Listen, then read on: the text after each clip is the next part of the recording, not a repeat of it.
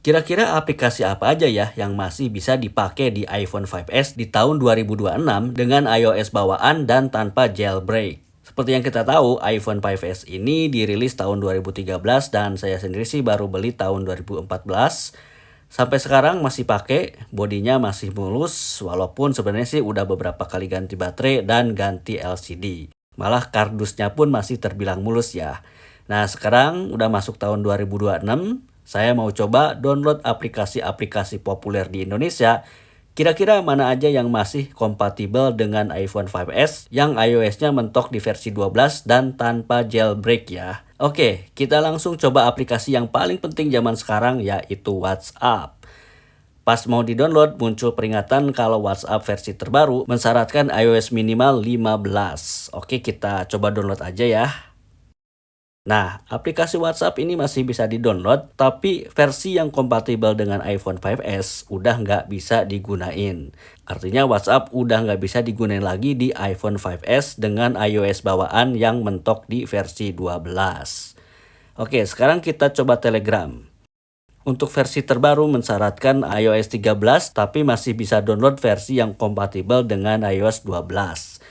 Dan masih bisa jalan juga di iPhone 5s. Ya lumayan lah sebagai pengganti WhatsApp. Oke, sekarang kita coba MiChat.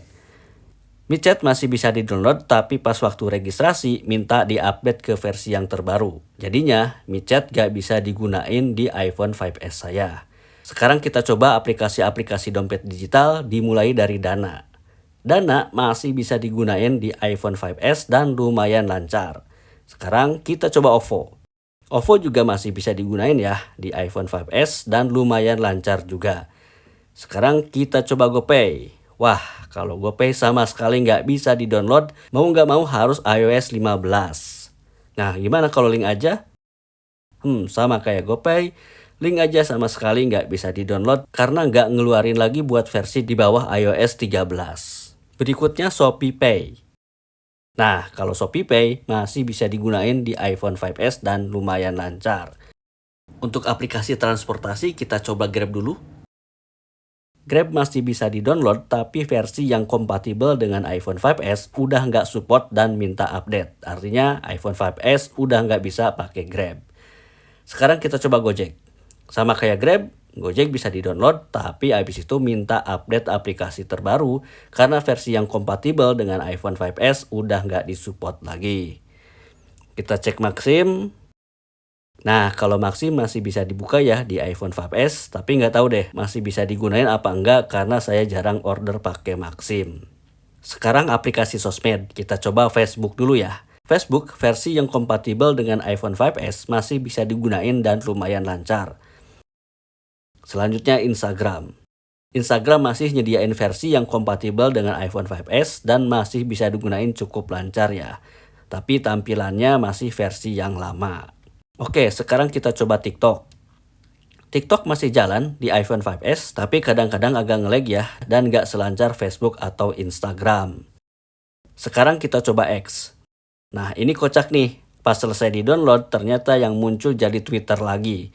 Tapi pas dibuka, udah nggak bisa dipakai alias udah dimatiin.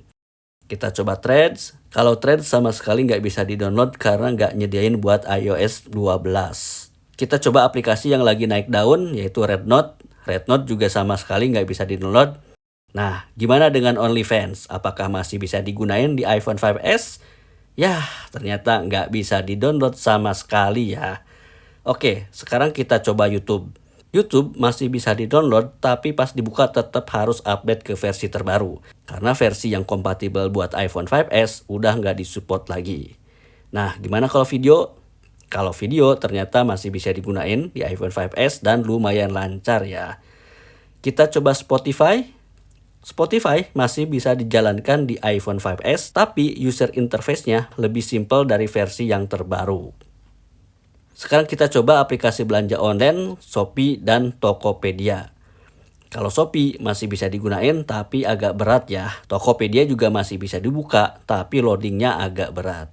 Kita tes aplikasi AI, ChatGPT, wah udah nggak bisa di-download sama sekali ya.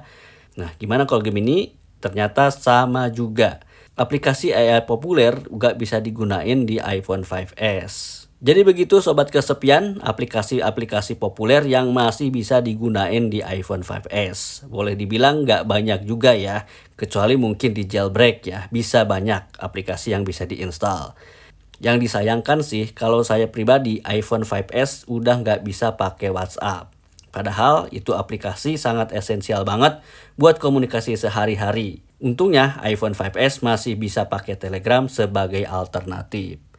Untuk aplikasi sosmed, Facebook, habis itu Instagram dan TikTok masih bisa dijalankan di iPhone 5S. Facebook sih lumayan lancar ya, Instagram juga terbilang lancar meskipun versinya udah agak jadul.